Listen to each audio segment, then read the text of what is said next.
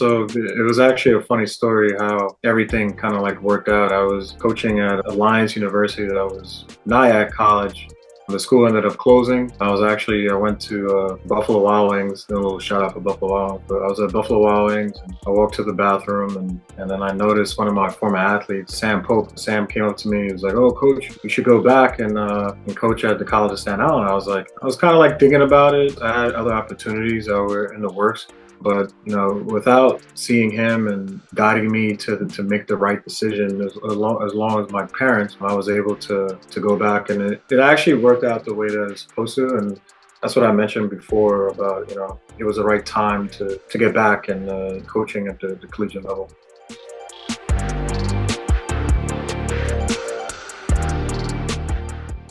For me, it was more about just representing Staten Island. It felt like all the hard work that our athletes put in, our coaches put in, really all accumulated into one successful day for all of us. Me being a Staten Island resident, a Staten Island native, to see them cross the line, to see so much excitement and jubilation, and we had about 40, families and friends come and cheer us on. That meant the world to me. It was very emotional. Our student athletes really worked very, very hard. Eva worked very, very hard. He was named Athlete of the Week a couple of times. Karan obviously was a huge success. Had a really good freshman campaign. Stephen Elcock has been really, really running well, and he was an athlete that we had at Nyack as well. So to see that come together, that felt like a team victory and less of just a 4x4. We celebrated that, and I was really proud of the group as a whole. Not only the sprinters, but the distance group, our throwers. It was a huge victory for all of us. Our program came a long way. As you know. When I first came on board, we only had about 8 or 9 student athletes, and I vividly remember my first year after ECC conference, cross country conference at Roberts. You came up to me and you were like, "Coach, where did you get this kid from Arkansas?" And we placed 4th that year in cross, and I was really excited. From 2023 team to 2024 team it just felt like a whole collaboration of everyone just working together and us celebrating that huge monumental win for our program.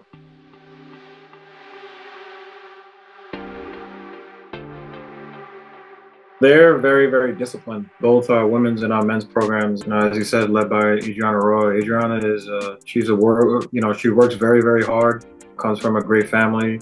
I happened to meet her through the running school. So the running school is a huge camp that goes on every year in upstate New York, close to Woodstock. To go out there and recruit her was a great process. And for her to believe in, what we're doing here was even fantastic for our program. Our women's program is going very well. They're very disciplined. They work hard, and I'm very, very proud of each and every one of them. Even today we had 5:45 in the morning practice, and they were there ready to go. That's what matters, is that we have a good team, a good women's program that is willing to work and do well. Also our men's program is doing fantastic as well. Peter Galata is running very well. He's a freshman. Kevin Dio, J.U. Aramis, Matt Amato, Pedro, Walter, all those guys on the men's side has been running well along with our women. So, it's very encouraging to see them at practice. They always encourage each other. They all wait to see how they all did from the first person to the last person. That stuff is important to build a culture, build continuity. And that's one thing that, I was kind of preaching this year is about changing the culture and getting coaches that are willing to buy into that and student athletes that are willing to buy into that as well. So our conference is very competitive on the cross-country side. So, we have to pick up the pace and hang with those top teams in our conference. So it's not an easy task, but we'll do the best we can. We're a small program, but, a small program of fighters. So, that's the one thing that I'm very encouraged and happy for.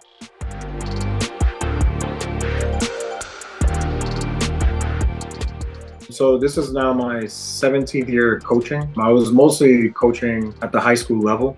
I only started coaching at the collegiate level back in 2019.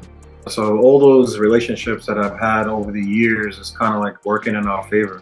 For years, I wanted to coach track and field. So when I graduated LIU back in 2009 with a degree in coaching and conditioning and all the philosophy and learning how to be a better coach, I went out to California and I really got to understand how to be a better coach and how to be a better person for our student athletes. It's not only about coaching for me, it's about mentorship and guiding our athletes to, better careers and better jobs, whatever the case is. And then when I came back, it was very easy. It's very seamless. So, just gaining those connections from out west in California and gaining the connections that I had out here in New York really, really helped. Us being a public institution helps. Tuition a little bit lower. So that helps with, trying to get kids in state. So for me to go out to the Bronx and go out to Long Island and go out to the Brooklyn and all of the other places, it helps us. So that's something that I really, really focus on, is using those connections that I've had for the past few years to help us, build a roster and build a program. So it's, competitive and fun and successful at the same time.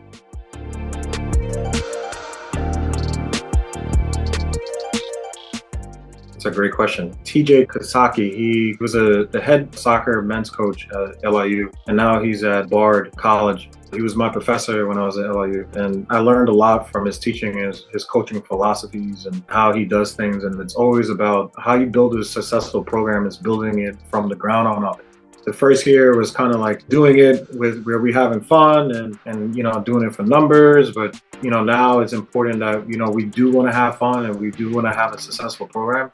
So in order to do that, we have to do it at a slow, mundane pace. And that's how I am as a person. I'm very patient. When I was a teacher, I was very patient. When I was a program director at a facility for disabled people, I was patient.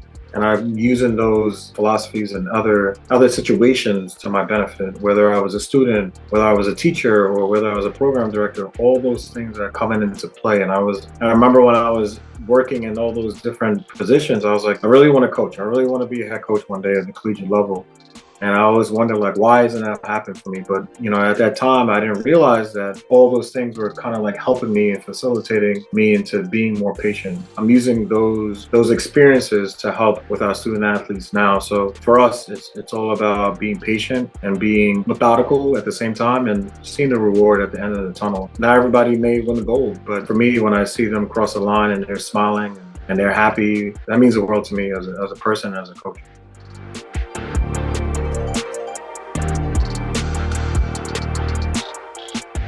We're a program very family oriented. I treat my student athletes not only as athletes, but as people. They are people outside of our space. So, I push mental health awareness for our athletes first and foremost. Our school has very good resources for mental health awareness. That's why we don't have practice on Wednesdays. We never have practice on Wednesdays because that's their day to kind of like focus on their schoolwork, focus on their personal lives, focus on their mental health. I see a therapist every other Tuesday. So that's important for me to grow as a person, and then that will help them grow as people. The one thing about us and about our program is that we all try to stick together. We all try to be one as a family, and that's important to me as a head coach.